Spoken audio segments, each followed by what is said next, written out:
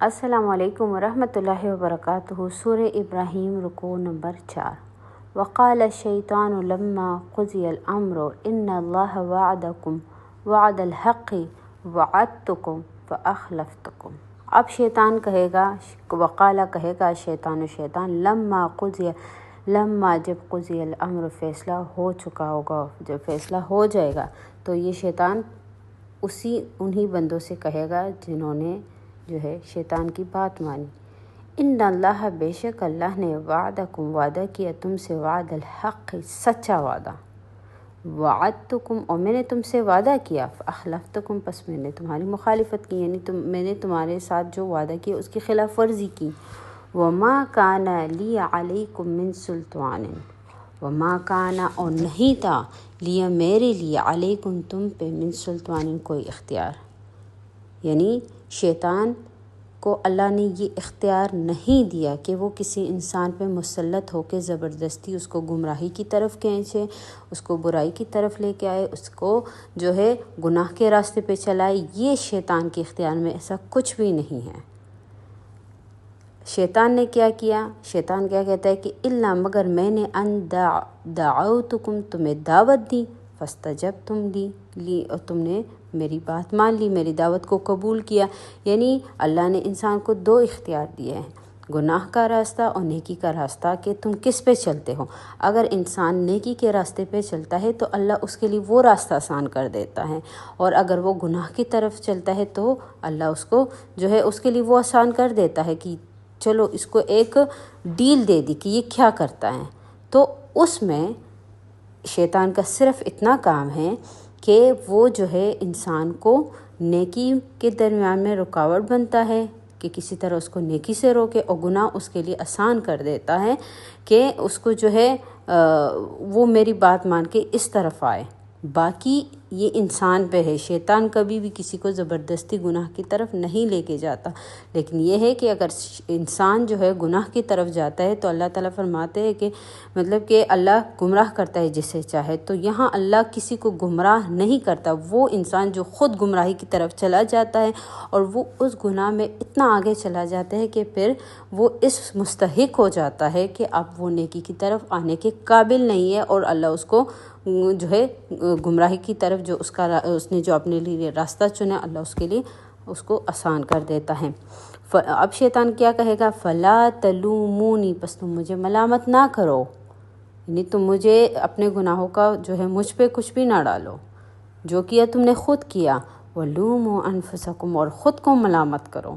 ما انا بمصرخکم، اور میں نہ تمہاری جو ہے ما انا نہیں ہوں میں بمصرخکم کہ میں تمہاری فریاد رسی کر سکوں، وما انتم بمصرخی، اور نہ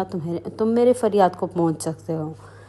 انی کفرت، اور میں انکار کرتا ہوں، بما اس سے، اشرکتمونی کہ تم نے مجھے شریک ٹھہرایا اللہ کے ساتھ، من قبل اس سے پہلے، یعنی میں اس میں بھی تمہارے ساتھ نہیں تھا، تم نے خود جو ہے مجھے اللہ کے ساتھ شریک ٹھہرایا۔ ان الظالمین، اور بے شک ظالموں کے، ظالم، لہم ان کے لیے، عذاب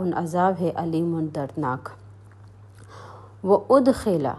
اور داخل کیے جائیں گے، الذین وہ لوگ، آمنوا جو ایمان لائے، وعملوا الصالحات اور نیک کام کیے، کہاں داخل کیے جائیں گے؟ جنات، باغات، اور باغات کیسے ہوں گی؟ تجری بہتی ہوں گی، بہیں گی، من تحتہا اس کے نیچے سے، انہار و نہریں، خالدین اور یہ ہمیشہ ہوں گے، فیہا اس میں، باذن ربہم اپنے رب کی اجازت سے، تحیتہم اور ان کی آپس میں جو دعا ہوگی، فیہا اس جنت میں، وہ کیا ہوگی؟ سلام سلام، یعنی ایک دوسرے پہ سلامتی کی دعا کریں گے، سلام کریں گے۔ الم تر کیف ضرب اللہ مثلا کلمۃ طیبۃ، اب اللہ فرماتے ہیں الم تر، کیا تم نے غور نہیں کیا، کیف ضرب اللہ کہ کیسے بیان کیا اللہ نے، مثلا مثال، کلمۃ الطیبۃ کلمہ طیبہ کا۔ اب کلمہ طیبہ کیا ہے؟ لا الہ الا اللہ محمد رسول اللہ، لیکن یہاں کلمہ طیبہ سے کیا مراد ہے؟ یہاں کلمہ طیبہ سے انسان کے نیک اعمال، نیک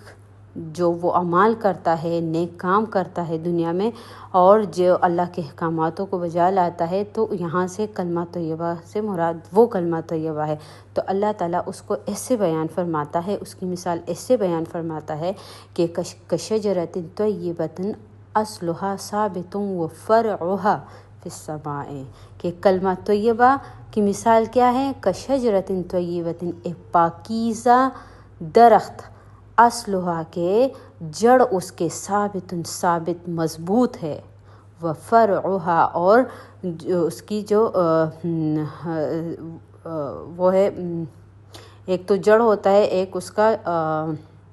فرع یعنی اس کی جو پہنچ ہے، فی السماء وہ آسمانوں تک ہے، یعنی اس کی جو ہے لمبائی اتنی ہے کہ آسمانوں تک، یعنی ایک اگر انسان ایک نیک عمل کرے تو وہ صدقہ جاریہ ہے، وہ آسمانوں تک پہنچ جاتا ہے اور اس کی جڑیں بڑی مضبوط رہتی ہے۔ تو